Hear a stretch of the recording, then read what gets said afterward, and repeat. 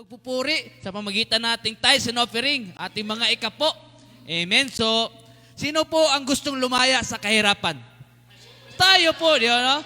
Pero hindi ibig sabihin na tayo ay yayaman. Pag sinabi kong lalaya sa kahirapan, amen? So, lalaya tayo sa kahirapan sa ating mga, sabi nga ni Kuya Kayna, sa kalayawan, no? Sa mga maling landas, no? Yung maibalik natin yung ating pag-aalab, yung unang minahal natin ating Diyos. Amen? So, kasi bakit? Ito ang isa sa mabisa para umahon tayo, no? Sa ating mga struggle, trials, problema, di ba? Mga ating pong mga dinadala o yung mga ating gustuhin pa na ikakaayos sa ating buhay Kristiyano. Amen? So, isa din ito na nagbibigay resulta kung bakit yung ibang Kristiyano ay masagana.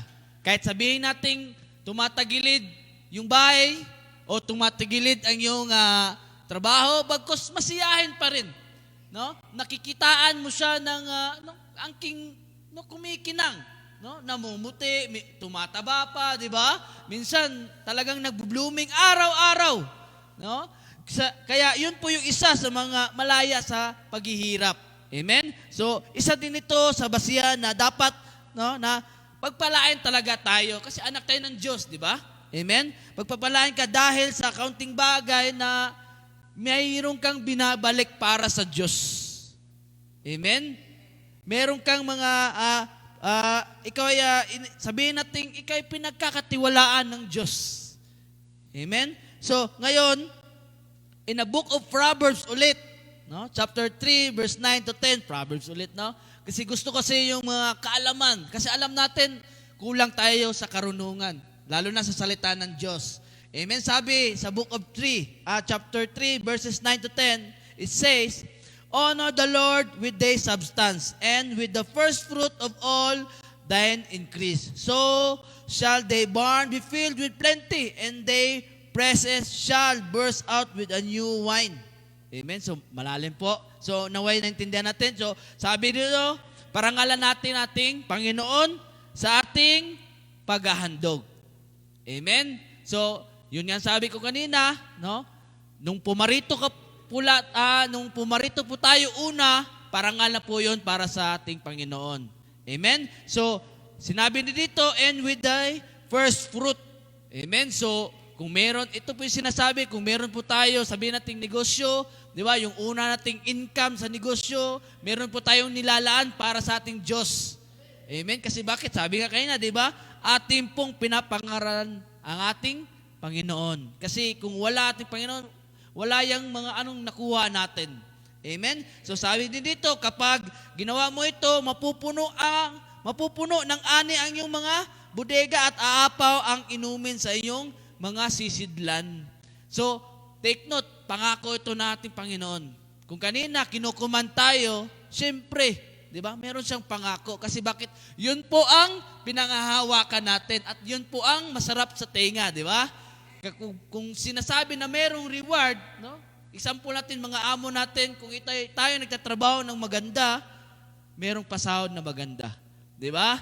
So, lalo na para sa ating Panginoon. So, wag po nating isipin, no, na ito ay obligasyon na lamang o routine, bagkus ating pong sinasapuso, sinasabuhay. Unang-una dito, honor the Lord with your tithes. Pinaparangalan po natin na ating Panginoon sa pamagitan ng ating tithes. Kasi bakit? Paano na lang kung pipi ka? Paano mo may sabi? Paano na lang kung, di ba, disabled tayo? So, pinaparangalan natin ating Panginoon sa ating mga ikapo. So, pag sinabi ikapo, pera-pera lang ba? Hindi po.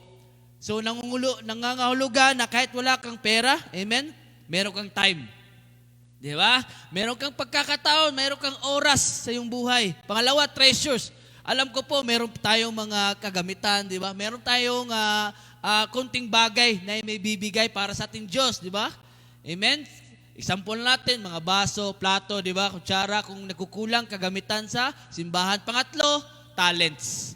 Amen? Alam ko po, meron po tayong tinatago ng mga talents, bawat isa. Amen? Pero para sa Diyos, kahit sabihin natin, kulang yun, pupunuin po yan ng Diyos.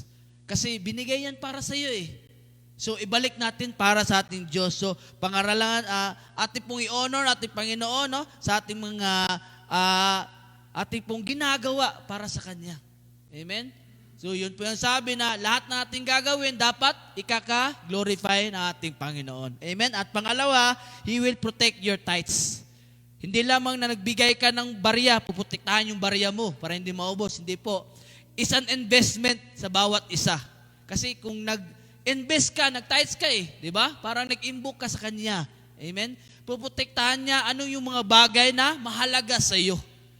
Amen? At puputiktahan ka, mayroon kang proteksyon sa mga desisyon mo.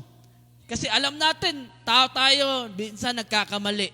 Ayaw ng Diyos na tayo ay sa huli ay nagsisisi tayo. Bagkus, lagi siyang one step ahead sa atin. Kaya nga, nangunguna ating Panginoon Sinabi niya, follow me. Di ba? Kung tayo po'y tutugon, kapatid, bibigyan tayo ng proteksyon. Kasi sabi niya sa Book of Malakay, chapter 3, verse 11, hindi ko rin hayaang salantahin ng mga balang ang iyong mga pananim at mamumunga na nangsagan ang iyong mga ubasan. Kita mo yan? Pangako ulit nating Panginoon. Amen? Hindi lamang na pipilitin ko magbigay kasi sasaganahin ako ng Lord.